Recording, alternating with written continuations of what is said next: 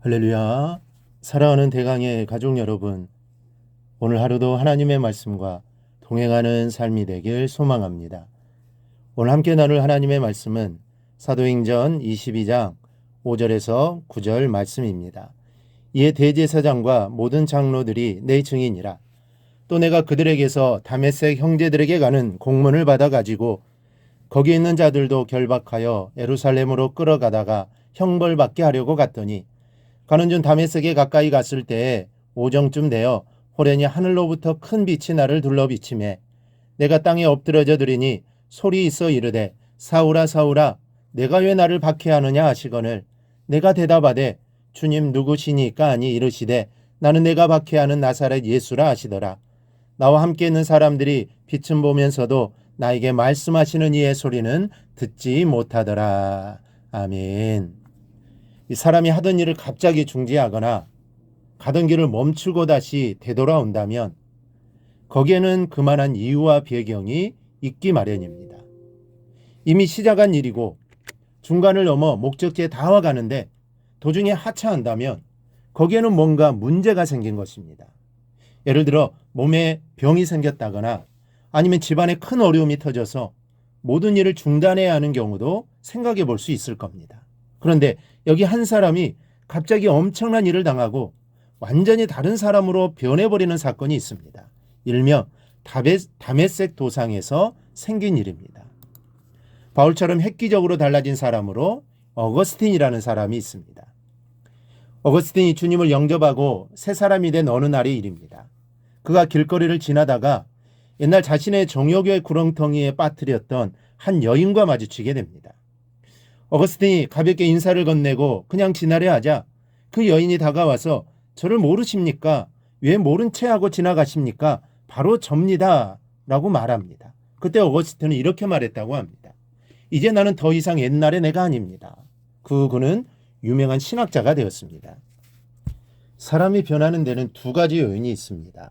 하나는 스스로 깨닫고 수도하는 중에 자신을 발견하는 것이고 또 하나는 타인에 의해서 바꿔지는 일인데 자신이 도를 깨우치고 스스로 변하는 것은 불교 같은 일반 종교에서 통용되는 것입니다.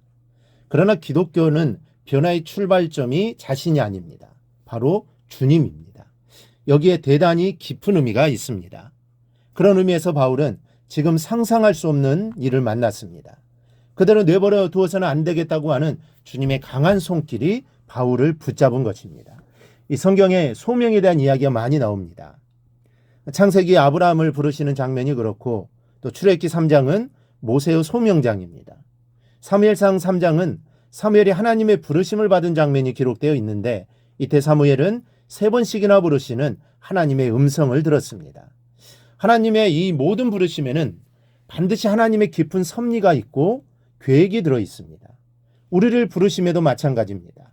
나를 부르셔서 하나님의 자녀 삼으심에는 반드시 하나님의 깊은 섭리가 있습니다. 그리고 계획이 있습니다. 그냥 아무런 계획 없이 부르시지 않습니다. 반드시 하나님의 뜻이 있습니다. 그러니 우리는 하나님의 섭리를 확신하며 살아야 하는 것입니다. 이것이 바로 나의 소명이 되고 사명이 되는 것입니다. 그리고 그 소명과 사명을 부여잡고 살아야 합니다. 그렇게 살아가는 자가 그리스도인이요 이 성도인 것입니다. 오늘 바울은 주님이 사울아 사울아 내가 왜 나를 박해하느냐 자신을 부르시던 때를 회상하고 있습니다. 지금 바울은 영광스러운 일이 아니라 부끄러운 일로 주님의 부르심을 받고 있습니다. 지금까지 왔던 많은 핍박의 일들이 바울 자신은 정말 열정을 가지고 부지런히 했지만 예수 믿는 자들을 잡아 가두는 것이 하나님을 위한 일이라고 생각했지만 그 일이 아무 유익이 없음을 알게 하시려고 바울을 부르시고 계신 겁니다. 바울에게 이 부르심은 인생의 방향 설정을 다시 하라는 부르심입니다. 사는 목적이 무엇인지를 재정립하라는 부르심이었습니다. 이런 목적을 가지고 주님이 지금 다메섹 도상에서 바울의 무릎을 꿇게 하신 겁니다. 이 부르심에 바울은 인생 최대의 충격을 받습니다. 그 충격이 얼마나 컸든지 주님 누구시니까? 라고 묻는 바울의 물음 속에서 찾을 수 있습니다. 사랑하는 여러분, 우리도 주님이 누구인지를 분명하게 알아야 합니다. 바울은 자신을 부르시는 주님이 어떤 분인지를 알아야 했습니다. 바울의 질문에 예수님이 대답하십니다. 나는 네가 박해하는 나사렛 예수라. 언뜻 듣기에는 진노하셔서 성도의 핏값을 받아내시기 위해 찾아오신 주님의 음성처럼 들립니다. 그러나 핏값을 받아내시기 위해 찾아오신 것은 맞지만 보응하신 차원에서 찾아오신 것이 아닙니다. 바울의 손에 핍박당한 성도들의 핏값을 받아내시되 바울을 심판하심으로서가 아닙니다. 바울을 영혼 구원에 의한 일꾼으로 부르셔서 세상의 문 영혼들을 구원하심으로써 그 대가를 치르도록 하시려고 찾아오신 겁니다. 핍박하는 바울의 영혼 또한 구원받아야 할 하나님의 사랑하시는 영혼이기 때문입니다. 나를 핍박하는 자를 위해서 기도해야 할 이유, 그리고 내가 전도해야 할 이유가 바로 여기에 있습니다. 바울조차도 사랑하신 하나님이십니다. 자신을 박해하는 바울이었지만 하나님은 사랑하셨습니다. 그리고 그를 부르시고 소명을 주셨습니다. 잘못된 길로 가는 그를 부르셔서 바른 길로 가도록 하셨던 것입니다. 그러므로 우리도 우리를 핍박하는 자를 위해서도 진실한 마음으로 기도할 수 있어야 하고, 하나님이 예수를 모르고 바울처럼 살던 우리들을 구원해 주셨기에 우리 또한 바울처럼 영혼을 살리는 일에 적극 나서는 삶을 부지런히 살아야 하는 것입니다. 오늘 이 시간 바울의 경험이 여러분의 경험이 되기를 바랍니다. 그리하여 바울처럼 변화받아 바울처럼 사시기를 바랍니다.